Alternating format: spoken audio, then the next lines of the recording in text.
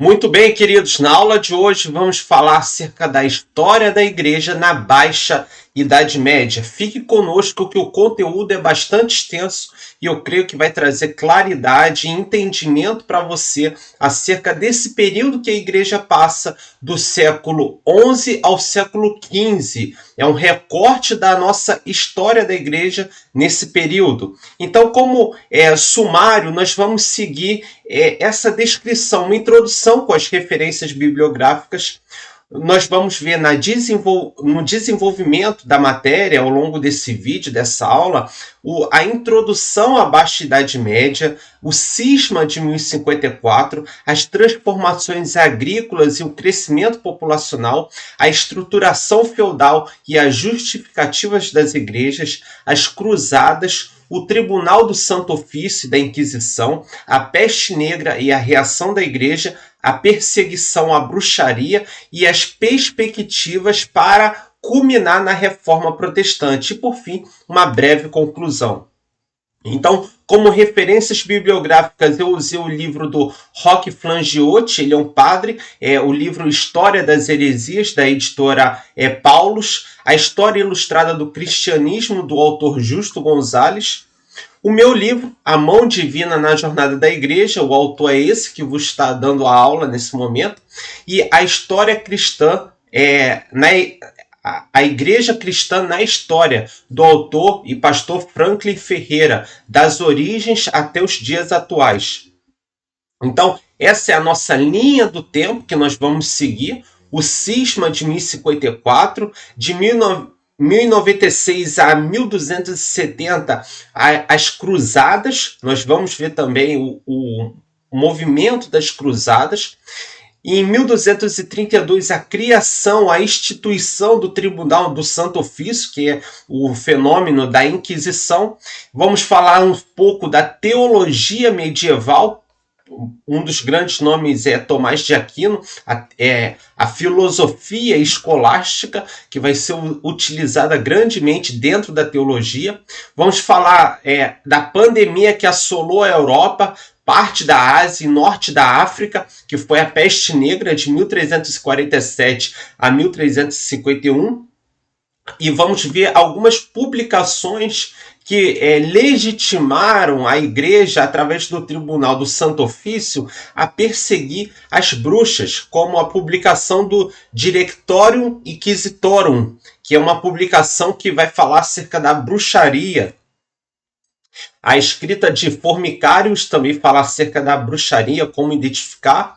A bula papal de 1484, a bula Summis Desiderantes Affectibus, que vai falar acerca do Tribunal do Santo Ofício para julgar casos de bruxaria, a publicação do Malleus Maleficarum, e vamos ver, por fim, o final do século XV, a perda da hegemonia da igreja. Então, antes de entrarmos no assunto, vamos entender como é esse período da Baixa Idade Média. Vamos fazer uma pequena introdução a esse período da Baixa Idade Média. Bom, o início da Baixa Idade Média vai do século XI ao século XV. A Europa era em grande parte uma sociedade rural, dominada pelo sistema feudal. A gente já vai ver que sistema é esse e como se dá essa relação de trabalho no sistema feudal, no feudalismo, onde os senhores feudais possuíam várias extensões de terras e essas terras eram exploradas pelos camponeses ou também pelos servos, pelos vassalos. A estrutura de poder era fragmentada, com reis e monarcas exercendo o pouco controle direto sobre territórios. E a Igreja Católica possuía uma influência espiritual e política imensa na vida cotidiana e nas decisões políticas. Então, o centro de poder era o feudo. Existia a monarquia, mas ela estava enfraquecida, porque com as dominações antes do século XI, as dominações dos povos bárbaros no Ocidente fez com que o Sacro Império Romano-Germânico perdesse a sua hegemonia. E aí, aqueles soldados, aqueles militares de alta patente que tinham a função de preservar e colocar os seus exércitos na fronteira do Sacro Império Romano-Germânico, que não é mais o Império Romano, porque caiu no Ocidente em 476. Esses soldados que compõem as legiões do Sacro Império Romano-Germânico, eles ganham terras. Esses oficiais de alta patente ganham terras. E aí o poder ele fica descentralizado em relação ao monarca, ao rei. E vai se ter agora, na Europa, a questão dos feudos, onde um senhor feudal ele vai ter o poder daquelas terras e ele vai poder dar aquela terra, claro, dar entre aspas, para um servo, para um camponês, para o chamado vassalo, e que esse vassalo vai fazer um juramento de servir e proteger militarmente o dono daquela terra. Em contrapartida, o dono dá os meios e o vassalo, o servo, o camponês, ele tem o domínio da terra para poder cultivar, produzir. É óbvio que parte daquela produção vai para o senhor feudal e essa vai ser a relação que vai se desenvolver no feudalismo. Professor, pode me explicar melhor o que é o feudalismo? Então, é essa introdução que nós vamos fazer agora. O feudalismo foi um sistema econômico, social e político que predominou na Europa durante a Idade Média, especialmente entre os séculos 9 a 15. Surgiu em meio ao colapso do Império Romano. Esse sistema organizava a sociedade em uma estrutura hierárquica, baseada em laços de lealdade e obrigações entre diferentes classes. O feudalismo vai organizar essa sociedade que vai se dar em torno da terra, do poder e do domínio da terra, entre laços de lealdade e obrigações entre o senhor, que é o dono do feudo, e o vassalo, que vai poder produzir naquela terra para ele, para seus familiares, vender parte do produto da terra, mas em contrapartida ele tem que proteger esse senhor da terra e tem que dar parte da sua produção para ele. E vão se dar as relações entre o dono dos meios da terra, né, que é o senhor feudal, e o camponês, o vassalo. E nós vamos ter aqui 3 classes dominantes nesse período. Os nobres, que são os possuidores da terra, o clero, que é a igreja, que também vai ter as suas terras, e os servos, aqueles que vão produzir nas terras. Então a sociedade feudal ela era rigidamente dividida entre essas 3 ordens, ou essas 3 classes sociais: a nobreza, o clero e o servo, ou o vassalo. Quem eram os nobres? Eram senhores feudais, os cavaleiros e reis de outrora. Os nobres eram proprietários de terras e tinham poder político e militar sobre os seus territórios. Eles ofereciam proteção militar e terras, que é o feudo dessa terra, né, em troca de lealdade e serviço dos camponeses, dos servos, dos vassalos. Vamos nos acostumar agora com essa nomenclatura, ao invés de falar somente camponês, mas vassalo, como esse que tem uma relação de troca da sua produção com o nobre, com o senhor feudal. E quem era o clero? Era responsável pelo aspecto religioso e educacional da sociedade, desempenhando também um papel de controle moral e ideológico. A Igreja Católica possuía grandes extensões de terra, acumulava riquezas e exercia grande influência política, garantindo ali o status quo do sistema feudal, por meio de uma teologia que subordinava os seus fiéis a se manterem sempre submissos ao senhor feudal, ao seu senhor feudal. E por último, temos o vassalo ou o servo, que eram os camponeses de outrora, a maioria da população feudal. Eles eram trabalhadores que cultivavam a terra e produziam a maior parte dos alimentos, vivendo sob a proteção e domínio dos senhores feudais. Eram juridicamente ligados à terra e tinham uma mobilidade social muito limitada. Eles estavam limitados àquele pedaço de terra que eles estavam ocupando. Em geral, eram obrigados a trabalhar para o senhor feudal em troca de moradia e segurança. E muitas das vezes, milícias de vassalos formavam também o exército do senhor feudal. O feudalismo era fundamentado nas relações de vassalagem e sucerania. O sucerano, o senhor feudal, era o que concedia as terras, era o senhor do feudo. Ele fazia essa concessão de terras em troca da lealdade desse vassalo, lealdade puramente moral ou ética, não, uma lealdade de que parte daquela produção que está sendo feita nas suas terras venha para ele. E vassalo era aquele camponês, aquele servo que trabalhava nas terras do sucerano. Em troca, esse sucerano dava para ele apoio militar e dava fidelidade dele sempre estar tendo terra para produzir. Esse vínculo era formalizado em uma cerimônia chamada de homenagem, onde o vassalo, o servo, jurava fidelidade ao seu senhor, ao seu sucerano, comprometendo-se a fornecer auxílio militar e conselhos em tempo de guerra. O sistema de vassalagem era uma rede complexa que interligava diversos níveis de nobreza, criando alianças e também rivalidades, pois era comum que um vassalo fosse leal a mais de um sucerano, o que gerava disputas e conflitos, porque o vassalo se via na necessidade de produzir mais e mais e mais, ele queria ter mais terras, e por isso ele fazia essa cerimônia de homenagem, de lealdade a outro senhor, a outro sucerano também, a outro senhor feudal. E isso aí começou a gerar disputas entre senhores feudais também. A Igreja Católica, entretanto, ela desempenhava um papel importante nessa sociedade feudal, justificando a hierarquia social como uma ordem divina, teologizando a hierarquia social. Pregava-se que a sociedade feudal, com seus três elementos nobres, suceranos e clero, era a vontade de Deus que essas classes fossem feitas dessa maneira, estivessem nesse lugar, pois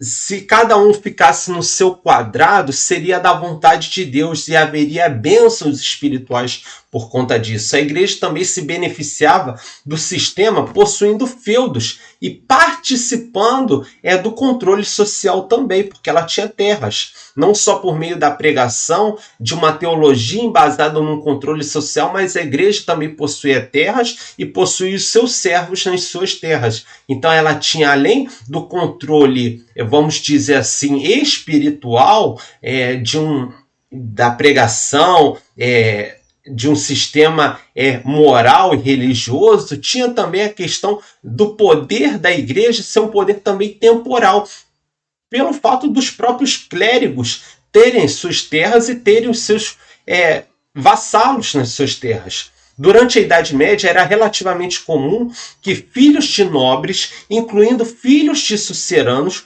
fossem nomeados para a posição eclesiástica, para ser bispo, para ser clérigo, incluindo o cargo de bispo principalmente. O cargo de bispo é o cargo máximo de uma diocese, que é um local que possui uma igreja. Isso fazia parte de uma chamada investidura leiga, no qual os próprios nobres que colocavam seus filhos para estudar com o clero nos mosteiros, eles nomeavam familiares ou aliados para cargos na igreja, ou faziam também a chamada, os clérigos faziam a chamada simonia, que era a venda de cargos eclesiásticos em busca de poder político. Olha, eu vou nomear o seu João, você é proprietário do feudo, então eu vou nomear seu filho bispo do território X. Mas, em contrapartida, você tem que me pagar por essa nomeação. Isso é a simonia, a venda de cargos eclesiásticos. Em outra partida, temos também a chamada, que não era necessariamente uma venda, mas ocorria, que era a investidura leiga. O meu filho está estudando com você, bispo, e ele vai ser o próximo bispo. E por uma relação de poder, de controle social, esse essa criança, quando crescia, era nomeado para bispo daquela diocese, daquela região. E a nomeação de filhos para cargos de alta patente religiosa oferecia uma série de vantagens para a família daquela família nobre e para o sistema feudal em si, porque agora, por exemplo, o filho primogênito do senhor feudal, ele vai herdar o feudo do seu pai. Mas aquele pai tem mais filhos, mais novos. E aquele filho mais novo, ele vai ser nomeado a bispo de uma diocese. Então ele vai poder, por meio da sua pregação, legitimar o controle de terras. E por sua vez, como ele é bispo de uma diocese, ele também vai ter a sua porção de terra, vai ser um senhor feudal também. E isso aí vai evitar com que haja conflitos entre as gerações dos filhos do senhor feudal por causa do controle das terras de seu pai. Porque agora o filho mais novo não precisa disputar a terra do seu pai com o irmão mais velho. Porque o filho mais novo ele vai ser investido do cargo de bispo. E como ele é bispo, ele também vai ter o controle de uma terra. Dominada por aquele bispo, porque ele também vai ser um senhor feudal e vai ter os seus vassalos trabalhando para si.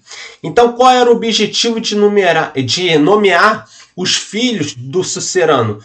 Consolidação do poder e riqueza familiar, legitimação e prestígio social e, por último, redução de conflitos de sucessão, que vai gerar conflitos nessa questão das investiduras e vai culminar lá na frente na independência da igreja e no enfraquecimento do feudalismo. É o que a gente vai ver ainda no decorrer dessa aula. Então, as famílias nobres procuravam aumentar sua influência nomeando filhos e parentes para cargos eclesiásticos, entre bispos e abades, líderes de mosteiro. Esses abades tinham um grande poder eclesiástico e também secular, pois muitas dioceses e mosteiros possuíam terras, riquezas e servos. Nomear um filho como um bispo, portanto, permitia à família controlar uma porção maior de terras e assegurar sua influência sobre a igreja local. O cargo de bispo trazia consigo grande prestígio para uma família feudal. Isso representava um fortalecimento da sua posição social. Ter um membro da família ocupando uma posição importante na igreja reforçava o status daquela família perante os outros nobres, pois unia o poder espiritual com o poder secular. Olha, o João, senhor feudal, ele fala assim na nobreza: o meu filho vai herdar essas terras, mas o meu filho mais novo, ele é bispo da diocese X, da diocese Y, e isso trazia prestígio. E por contrapartida, esse filho que agora é um bispo, ele também tem a sua terra. E isso legitima o controle daquele senhor feudal para ter mais terras. Em uma sociedade onde as terras e os títulos eram geralmente herdados pelo primogênito, colocar os filhos mais novos em cargos eclesiásticos era uma forma de garantir a eles uma posição de poder sem dividir o feudo ou criar conflitos de sucessão. Assim, ao invés de gerar disputas internas pela herança familiar, esses filhos recebiam o apoio financeiro e social da igreja. Essa prática, no entanto, ela vai levar a conflitos entre a igreja e a nobreza. O conflito chamado das investiduras, que começa a ocorrer a partir do século XI, que é um exemplo desse problema, que está nomeando agora pessoas leigas para serem bispos da igreja, ou quando não, estão vendendo cargos eclesiásticos para legitimar poder, que é a simonia. Esse conflito envolveu uma disputa entre o Papa e o imperador do Sacro Império Romano Germânico sobre quem tinha realmente direito de nomear bispos e outros líderes eclesiásticos. Era o imperador ou era o Papa? Quem que legitimaria a nomeação de um leigo para o cargo de bispo, por exemplo? Era o Papa ou era o imperador? Porque aquela família feudal, a partir do momento que ela vai tendo mais terras, com a monarquia enfraquecida, o rei ele quer garantir o seu poder sobre sobre todo o seu território, que inclui, dentro do território do monarca, vários outros feudos. Então, com essa monarquia enfraquecida, o imperador, ele quer ter o poder de nomear o filho do senhor feudal tal a ser o bispo daquela igreja. Porque assim ele vai legitimar o seu poder como imperador. Ele não é só mais um rei, ele é um imperador, o imperador do Sacro Império Romano Germânico. E dentro dos seus territórios existem vários feudos, com vários nobres querendo exercer influência nessa monarquia, nesse império fragilizado. E, em contrapartida, para legitimar esse poder do imperador, o imperador ele vai começar a nomear os filhos dos nobres a posição de bispos de determinadas dioceses. E aí o Papa Gregório Magno, no século VII, ele vai se levantar nessa questão para debater, né? E vai chegar na Concordata de Worms, que a gente já vai ver, que quem vai nomear realmente o Papa ou imperador do Sacro Império Romano Germânico. Então a igreja, sob o comando do Papa Gregório VII, condenou a prática, alegando que apenas a autoridade eclesiástica deveria investir cargos da igreja. Esse conflito terminou, em parte, com a Concordata de Worms, em 1122, que estabeleceu uma divisão de poder entre o Papa e o imperador no processo de nomeação de bispos. O que ficou definido aí? Que quem vai nomear alguém a bispo vai ser o Papa. O imperador, ele pode indicar, ele vai indicar a sua lista, mas quem vai nomear é o Papa. Já estou adiantando as cenas dos próximos capítulos. Então, no feudalismo, muitos bispos e abades, quem eram os abades? Os líderes dos mosteiros não só exerciam funções religiosas, mas detinham grande poder na propriedade da terra e poder político, sendo também considerados senhores feudais. Na prática, os reis e nobres frequentemente nomeavam membros da igreja como bispos e abades, escolhendo aqueles que lhes eram leais ou que pertenciam às suas famílias. Essa prática era conhecida como investidura leiga, nomeação de líderes religiosos por leigos. O Papa Gregório VII, que é um Papa reformador, ele quer fortalecer o poder da igreja, combater a corrupção dentro da igreja, e ele vai condenar a investidura leiga em 1075. E por causa dessa condenação contra a investidura leiga, ele está se levantando contra quem? Contra o imperador, o rei do Sacro Império Romano Germânico, que é o imperador daquelas terras, decretando que apenas a igreja teria autoridade para nomear e investir na função de bispo os seus candidatos ao episcopado, e não o império. Esse decreto levou a um grande conflito com o imperador Henrique IV do Sacro Império Romano Germânico, que insistia em manter o direito de investidura para garantir o controle do seu reino. Porque era interessante para o imperador nomear quem seria o próximo bispo, e tirar esse poder da mão do Papa. Por que era interessante para o imperador? Porque a monarquia estava fragilizada. Embora a gente fala que seja imperador, antes de ser imperador, lá no ano 800, Carlos Magno, rei do Sacro Império Romano Germânico, ele é coroado pelo Papa como imperador do Sacro Império Romano Germânico. Então, essa monarquia europeia fragilizada e com vários feudos, quem é o detentor do feudo? O nobre, aquele que exerce influência, aquele que possui terras, e se possui terra, possui poder, ele vai indicar o seu filho ao rei ao imperador, ao Henrique IV, para nomeá-lo bispo. E assim ele vai poder expandir o domínio das suas terras, porque o seu filho, agora além de ser bispo, ele também é um dono de terra, e com isso vai fortalecer a monarquia. Porque quem nomeia a bispo é o imperador, é o Henrique IV no caso. Mas Gregório VII vai se levantar contra isso, dizendo que a autoridade para nomear bispos é da igreja e não do imperador. Então esse era o grande dilema que ocorria na época, porque se por um lado um poder temporal, um poder secular, o imperador estava nomeando e tinha clara influência, tinha clara... Perdão, é o celular aqui. Tinha clara influência, tinha clara notoriedade que aquelas intenções eram para garantir o poder do Sacro Império Romano Germânico através de nomeação de filhos dos nobres que tinham influência, poder e dinheiro dentro das fronteiras do seu império.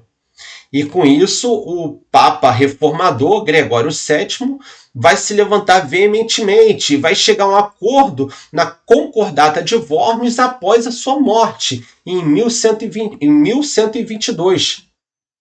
O conflito culminou com a excomunhão de Henrique IV pelo Papa. Em resposta, o imperador depois Gregório VII e nomeia outro Papa. Ou seja, se esse Papa não está concordando comigo, ele está deposto, eu vou nomear outro Papa que vai concordar comigo. Após décadas de disputa, o sucessor de Henrique VI, Henrique V e o Papa Calixto II chegaram a um acordo em 1122, na cidade de Worms, na atual Alemanha, que ficava essa cidade. Esse acordo ficou conhecido como Concordato ou Concordata de Worms, e suas principais resoluções foram as seguintes: a divisão do poder das nomeações. O acordo estabeleceu que a igreja teria o poder exclusivo de investir os bispos, os símbolos espirituais. Vai nomear fulano de tal a bispo, então ele vai receber o símbolo espiritual, que é o anel e o báculo, simbolizando o poder espiritual que vinha de Deus. E qual era a participação do imperador nisso? Por outro lado, o imperador teria um papel de escolher os bispos e abades que passaria pelo crivo do Papa, mas sua função seria limitada a conceder os símbolos de poder temporal, de autoridade temporal, como o cetro, em reconhecimento de que o bispo também governaria terras dentro do império. Assim, o imperador poderia influenciar, mas não diretamente nomear. Ele pode indicar, mas quem vai nomear é o Papa. Ele pode trazer as suas listas, mas quem vai nomear é o Papa. E o Papa dava o anel e o báculo, símbolo do poder espiritual, enquanto o imperador dava o cetro como reconhecimento de que aquele bispo também tinha um poder secular. Afinal, aquele bispo ele tinha terras, ele tinha vassalos a seu dispor. Liberdade de eleição e consagração. Ficou acordado que as eleições para os cargos de bispos e abades seriam realizadas de forma livre pelo clero, com consagração religiosa dada pela igreja, preservando uma certa autonomia e legitimidade espiritual para os candidatos. A igreja passou a ter mais controle sobre as suas próprias lideranças, estabelecendo um precedente para que ela exercesse o poder espiritual de forma independente dos reis e dos nobres. O acordo reforçou também a posição do Papa como líder espiritual da cristandade e principal autoridade em assuntos religiosos no Ocidente, incentivando o processo de centralização do poder espiritual da igreja. O Concordato de Worms criou um modelo de cooperação e divisão entre as esferas do poder espiritual e temporal, ou secular, influenciando as relações futuras entre os governantes seculares e o clero da Europa medieval. Com o tempo, a igreja buscou se tornar mais independente dessas influências seculares, dessas influências políticas, o que resultou em um gradual afastamento dos nobres de cargos religiosos. Na Baixa Idade Média, nesse período do século XI ao século XV, com o fortalecimento do poder do monarca e da igreja, o controle feudal sobre a nomeação de bispos foi bastante reduzido, embora ainda permanecesse uma prática relevante em alguns contextos. Foi decidido que quem iria nomear seria o Papa, mas isso aí até virar uma cultura, até virar uma rotina, passou por um processo aí longo, porque a influência dos nobres na monarquia era muito grande, porque os nobres possuíam terra. E as terras estavam dentro do... E ter terra é sinônimo de poder. E a terra dava dentro dos limites do Sacro Império Romano Germânico. Então, o imperador, o meu filho vai ser o próximo bispo. E aquele nobre, com seu filho sendo o próximo bispo, ganhando terras, ele teria mais poder. Então isso foi um processo gradual, não foi uma decisão, embora tenha sido uma decisão, os seus efeitos foram ganhando corpo de forma gradual. Assim, e com isso, com o tempo, os senhores feudais foram perdendo essa influência, porque chegou um período que não poderia mais simplesmente seu filho ser investido do cargo de bispo. Acabou a investidura leiga. Assim, a nomeação de filhos de suceranos como bispos foi comum, mas acabou gerando tensões e mudanças que transformaram as relações entre a igreja e a nobreza feudal.